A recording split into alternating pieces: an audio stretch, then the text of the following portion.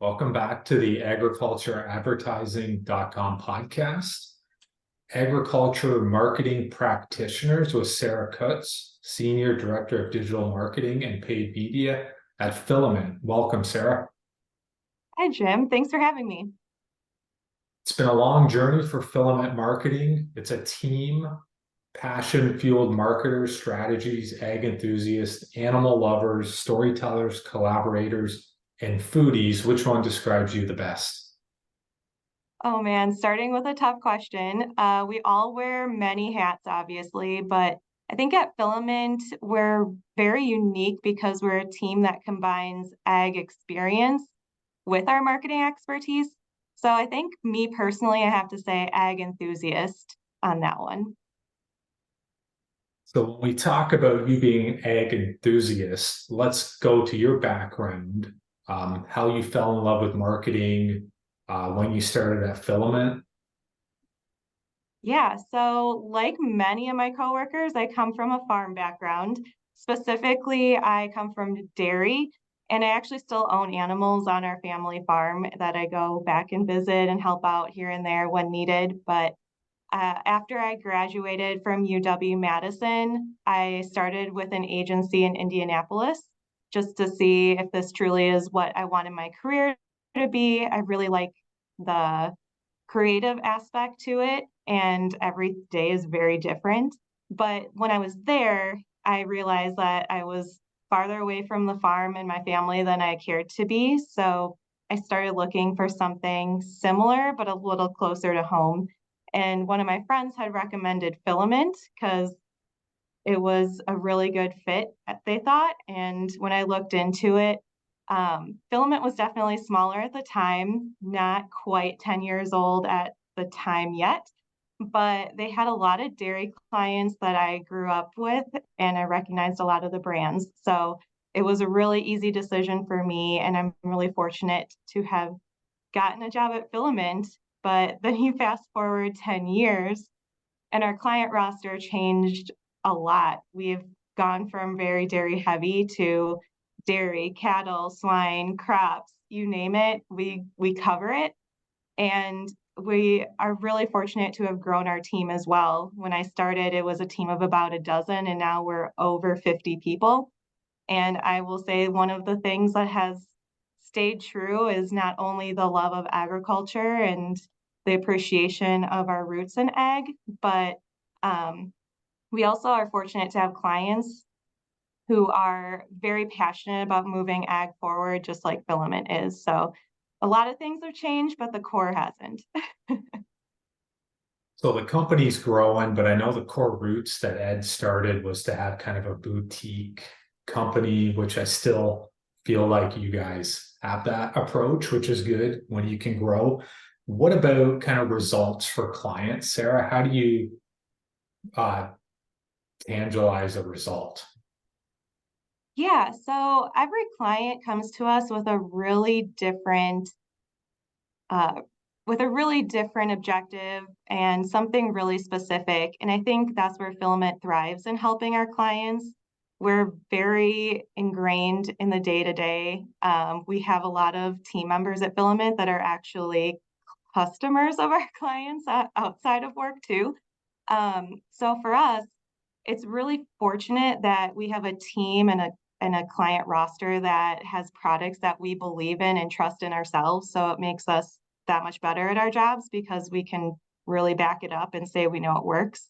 But as far as results go, like most marketers, not everything works every time. It's, how can we switch this next time? What can we learn? And our clients are very, very open to that too. I think we have a track record of success in a lot of ways, but we're also a team that is not afraid to push back and have a conversation. Here's what's going on at our farm. Here's what we're going through. Is this what you're seeing too? How do we address the situation? So I think results are usually just you know, is the end game for a lot of hard work to get up to that point. So it's just really rewarding to see something come to fruition after a lot of really good collaboration with some really solid clients. What drives and motivates you?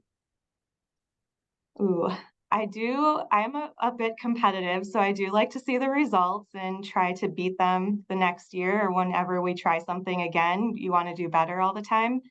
But since ag is such a tight community, you can't really help but feeling like if you do your job well, it has an impact and an impact that you can actually see. So I think that is one of the driving factors for me is just being able to see the impact firsthand that some of your campaigns have.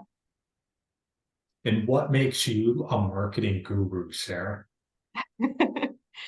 Actually, I'm not sure I would call myself a guru. I would say I'm more of a student, but I think that kind of lends itself in what it means to be a good marketer. It means you have to be willing to continually learn because marketing is changing so fast, so often, just day to day, something changes or what you did yesterday doesn't work. So I think being a lifelong learner and a student is actually the sign of a really good marketer. So when you grew up on a dairy farm, so was it your aspiration to be in marketing or what was the vision? Um, so actually when I went to school, I wanted to be a nurse.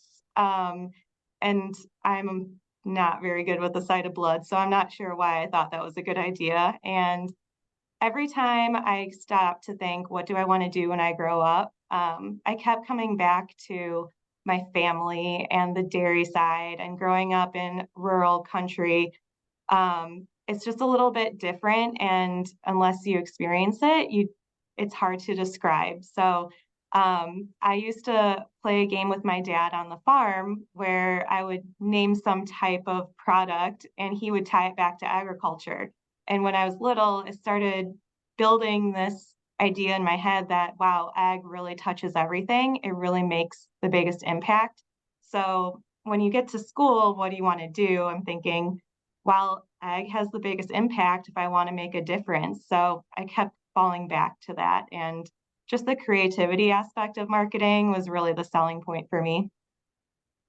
So what about PR and advertising? I know a, a few decades ago it was very separate things. Today, is it the same thing? Is paid storytelling part of a media plan? How do you dissect, PR and general marketing and advertising? Yeah, so I know everyone kind of treats it a little differently, but at Filament, we do treat them differently, but neither can function without the other. That's really a passion point for us.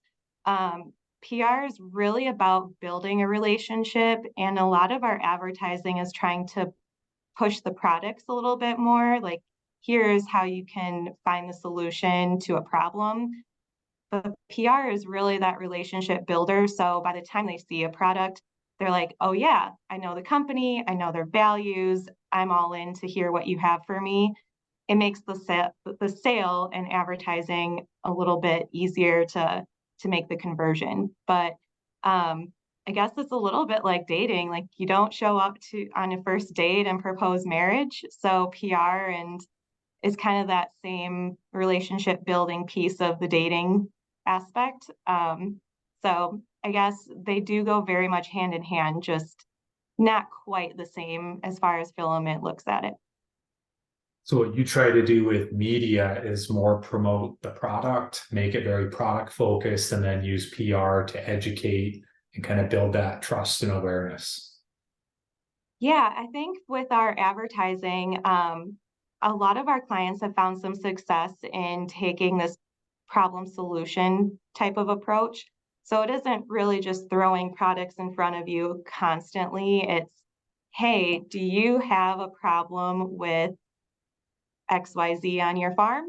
Here's something that could help learn more. And we help build that confidence in the product itself. And hopefully the sales team takes it from there and can like finalize the sale. But yeah, I would say for advertising, a lot of our stuff does have a product kind of built in or featured throughout, but it does live underneath that larger PR bucket. So in egg marketing, do you find there's different tactics between like crops, dairy, and swine when you're working with different clients? Is the general theme the same of committing to a strategy to communicate more efficiently, or what are you seeing differently between species, I guess, Sarah?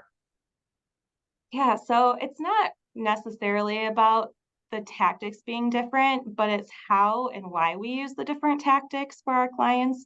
And that's really determined a lot by the goals and objectives that we're given when we're doing our plans.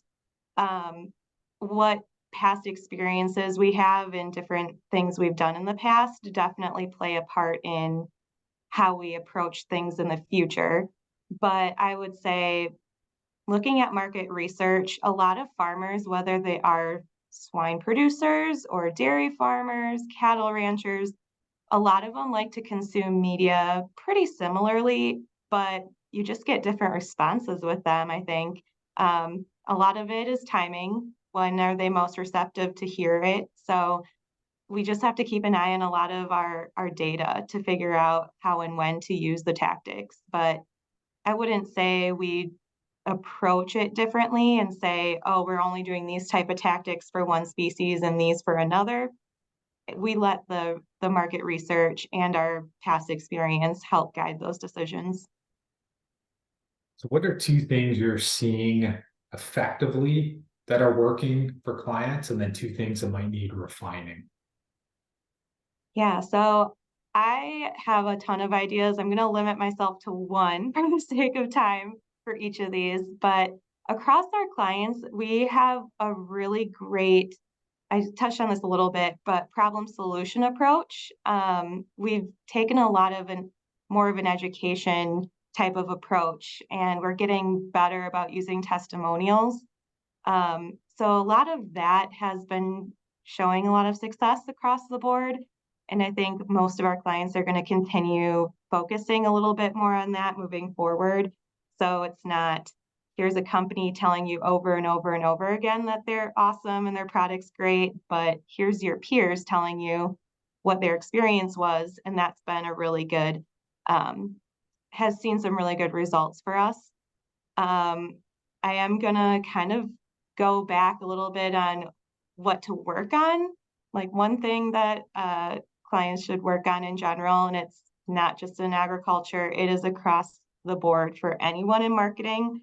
Um, but it's that age-old marketing versus sales tension almost, I would say. Um, but there's always this, how do sales and marketing work better together? And there's a lot of companies that have gotten so much better and have figured out some way to make it work.